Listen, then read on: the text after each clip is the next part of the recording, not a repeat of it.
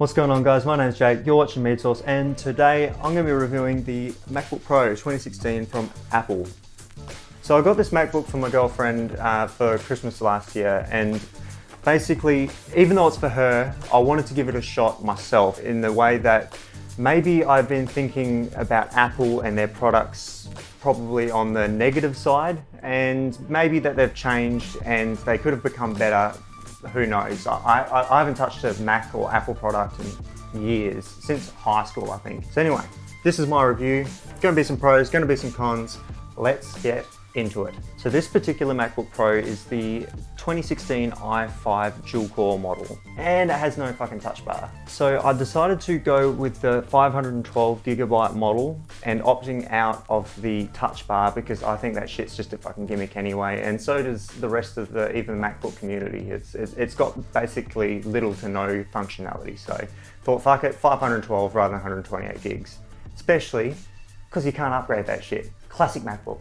So this is actually the first MacBook Pro I've held in my hands beyond basically a storefront, fucking like JD Hi-Fi or some shit. So this is the first time I've actually held one and gripped that shit in my hands. And to be honest, it's actually really amazing. It's something that I think a lot of other laptop manufacturers kind of need to pick their game up on, because the one really positive fucking thing that I can say about these MacBook Pros is just the construction and the feel and the build is solid as shit. And that's a really, really great thing. However, that being said, there's another particular manufacturer named Huawei, and they actually make an item called the MacBook Pro X. Now, you probably can sense some similarities in those names, and that's not a mistake. Huawei have been copying Apple for fucking years now, but the thing is they actually do it really, really well. And if you're more of a Windows player like myself, have a look at that, because it is built pretty much exactly the same. Just slap a fucking Huawei sticker on it instead of an Apple logo, and you've got basically the same computer. Let's go into further about the things that I actually like about the MacBook Pro 2016. The keyboard.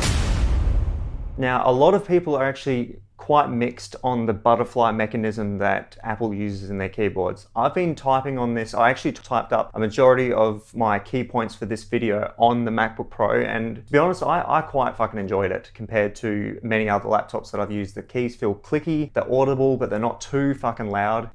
Overall, it's a really good typing experience, and I can't really knock that at all. The only thing I hope I never have to deal with, or for that matter, my girlfriend has to deal with, is the odd crumb getting stuck under a key, and say goodbye to that keyboard. That's something that apparently they've addressed in the newer version of the butterfly keyboard. I think they've only implemented that into the MacBook Air 2018 so far. But obviously once they release the rest of the MacBooks, the new mechanism gets implemented as well. So supposed to fix it, who knows, but the stray crumb will fucking end your life in the MacBook world. The Mousepad. I absolutely love the Mousepad, especially for its size. I wish that all other laptops would just chuck a massive ass mousepad on the bodies of their laptops, because ideally, I mean, myself and many other people, you carry around a mouse with your laptop, but that's not really what a laptop's meant to be for. You're not supposed to have to carry extra shit with you. So a massive mousepad does actually make the entire usability experience a million times better. Multi-gestures work really, really well. Swiping, navigating around web pages and other folders and blah, blah, blah. Works really, really well. It's probably the best touchpad experience I've had on any laptop ever. What's remarkable is the haptic touch that Apple uses, and they use this on their iPhones and obviously their MacBooks and everything like that. Now, the thing with the MacBook is their haptic engine on the MacBooks it's 10 times better than the haptic engine on the iPhones. I guess it's just a bigger motor that they're using in there, but you can tell the difference, and it's kind of a bit of a mindfuck how much it feels like a real click even though the pad is just static the entire time. It's super cool. Gimmicky, maybe, but it feels cool, and it works. That's the main thing. However, there are some issues on the software side with the mouse experience on Apple and macOS, and I'll go into that a little bit further on in the video. What else is good? The battery life. The battery life is super impressive, and I would say that's a mixture between the low power hardware that they're using in the machine, and a big deal of it would actually go to macOS as well. Same as with the iPhones, they generally have a very acceptable to high standard of battery life, and the batteries that they use in those are actually quite small compared to their competitors. However, the software is so fine-tuned for exactly what Apple wants it for. They're probably able to squeeze out a good few hours extra juice out of those batteries. So that's definitely no complaints there. My girlfriend recently traveled to New Zealand from Perth, and she basically was able to use the computer throughout the entire trip from Perth to New Zealand without having to actually charge the laptop in between using a battery bank or whatever like that. So if you're able to watch movies and browse through your pictures or whatever else you got on your computer, that's really, really handy. Something else I enjoyed was macOS itself. Now, I didn't actually think, this one's probably the one that I thought I was going to dislike the most, but I didn't, which fucking surprised me. This particular MacBook has been updated to Mojave. And it's an overall good experience. It took a little bit for me to get my head around the difference, like even little things, having your window controls for minimize, maximize, and close from the right on Windows and having on the left on Mac. Little things like that take a few minutes to get used to, but once you're used to it, it's all good. But there's also a lot of negatives that I found with macOS, and that has to do on the software side with actually installing software. And I'll go into that a little bit further on in the video when I get to my dislike. You wait. Thunderbolt 3 support. Thunderbolt 3 has been implemented into all MacBooks since 2016. The 2016 model, this one in particular, the 13-inch model, only has 2 ports. Well, 3 if you include the headphone jack, but 2 USB ports. Both of those are Thunderbolt 3 compatible, and the way that Apple has configured their Thunderbolt 3 is probably the most efficient and highly powered way that any manufacturer can do it. So when you plug in an eGPU, you're getting the most power between your GPU, the Thunderbolt 3 connection, and your MacBook and its processor compared to most other scenarios. And take my video that I've done before, my HP Spectre, the experience between that versus the experience with this MacBook is day and night. Now this eGPU is running the RX 580 from AMD, and that's the only GPU that's actually compatible directly without any hacks with Apple hardware at the moment. And it was really easy. Throw in the graphics card, plug it in, and that's it. Everything else is pre-configured, ready to go. No need to install drivers.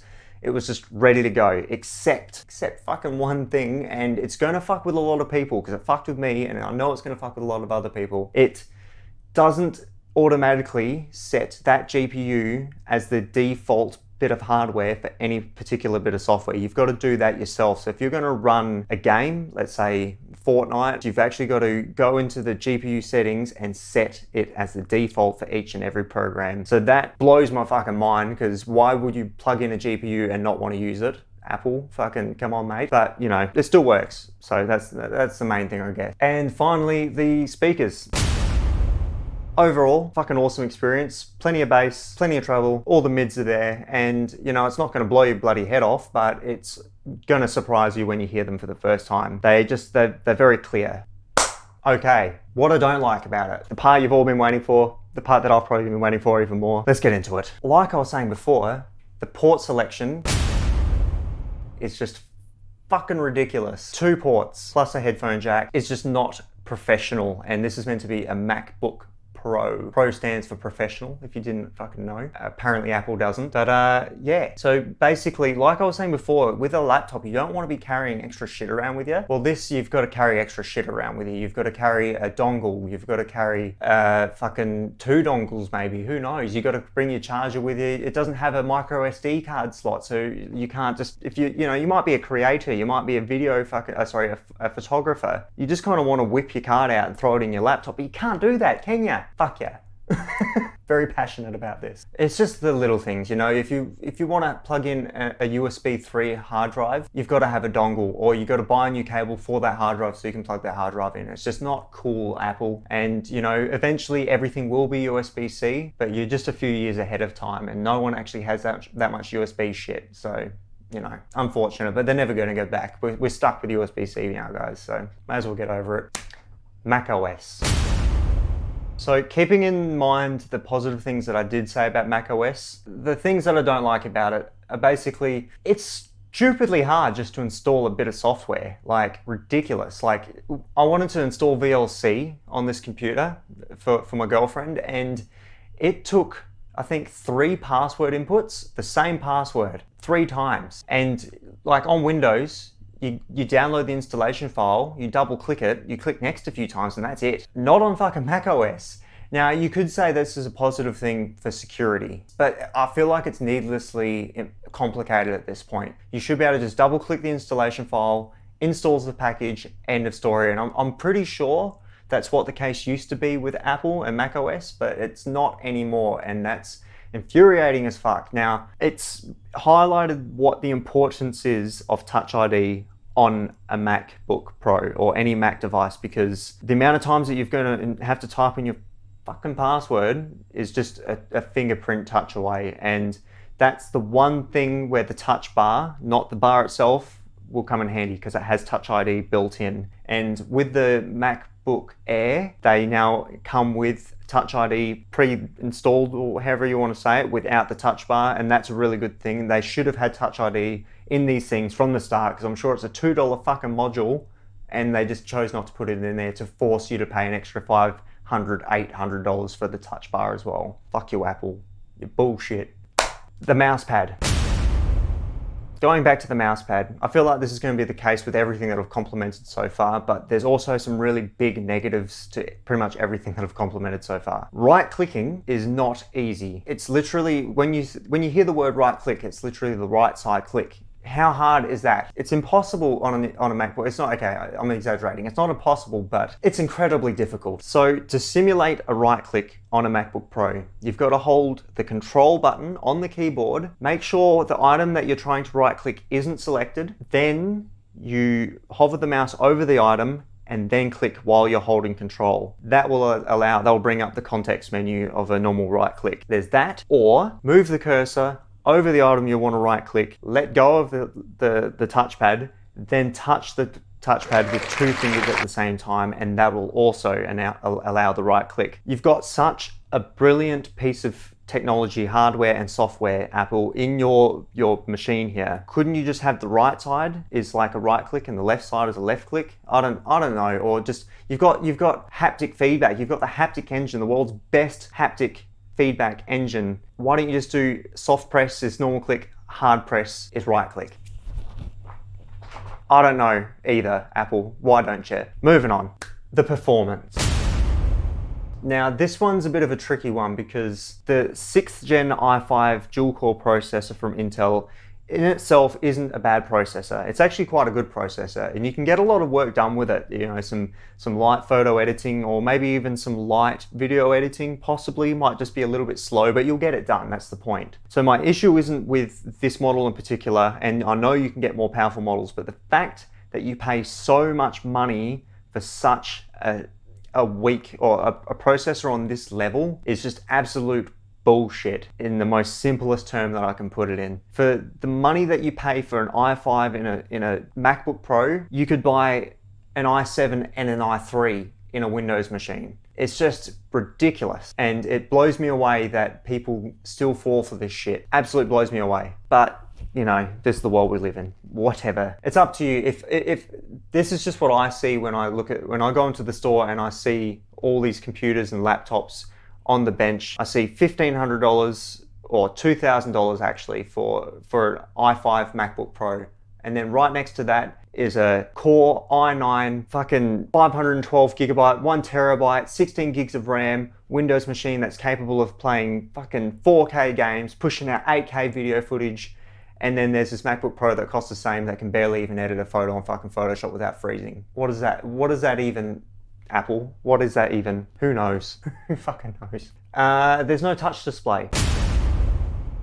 Now, a lot of people are probably used to this if you're a MacBook user from way back. However, for the majority of us that are coming from the Windows laptop world, it's pretty much an expectation that you can touch the screen on your laptop. I know a lot of people defend like you don't need to touch the screen on your laptop, but if you really get used to it, typing and swiping and everything like that is just a natural fluid movement for me, and I know it is for a lot of people. Like, I've seen people literally jump on a MacBook and start touching the screen because they expect it to work and it doesn't work.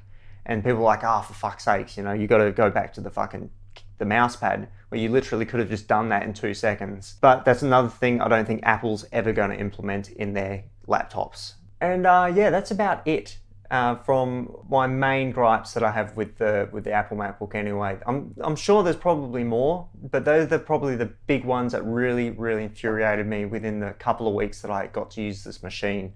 Okay, so that brings us to our conclusion. Would I recommend an Apple MacBook Pro, or just in the 2016 MacBook Pro in general?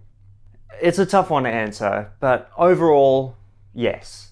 I would to anyone who's already in the Apple ecosystem, because their products do mend together very well. You know, everything between AirDrop and iCloud, it's just seamlessly integrated, and Apple do that very fucking well. And I've got nothing but good things to say about Apple and their ecosystem in terms of how well it mends. I don't think I support it, but it does blend together well. So especially if you're looking to save money, the i5 model dual core is perfectly fine. If you're just browsing the internet, watching movies, light photo editing, it's perfectly fine. You're going to get your job done and you will save some money there. Especially so in the 2018 models, they actually have quad-core processors in them. Even the i5s have gone up from dual core, so that's even better, and you'll get a considerable amount more power out of that. So don't fall into the trap of buying an i7 just for the sake because it sounds like a bigger, cooler number. It is a bigger, cooler number, and you will get more power, but do you really need that power, and especially at an Apple premium cost? You've got to ask yourself that question. If you're a Windows user and you always have been, just like myself, stay the fuck away. Do not fall into the temptation of the Apple allure that they give out. They are premium and they are nice, but they are not worth it. That's the best advice I can give to you as another Windows user. Because basically, you can do fucking way more with the dollar in the Windows fucking platform. Anyway guys, thanks for watching. My name's Jake, you're watching Mead Source. Hit that like button if you like this video, because that just fucking makes sense. And hit subscribe if you really liked it. That's always appreciated. If you didn't like it, you can hit that button as well. It'll break my heart, but hit it anyway, it's all good. And throw a comment in below if you have anything positive to say about Apple. I'm sure you do, just like the rest of the world. And Apple, you need some help? You need some help choosing how to design your next MacBook? Come at me, bruh. I'm here waiting. I've got all the ideas, and I'll make you fucking way more than $1 trillion. Maybe 10 bucks at most, but you know. Alright guys, catch you in the next video.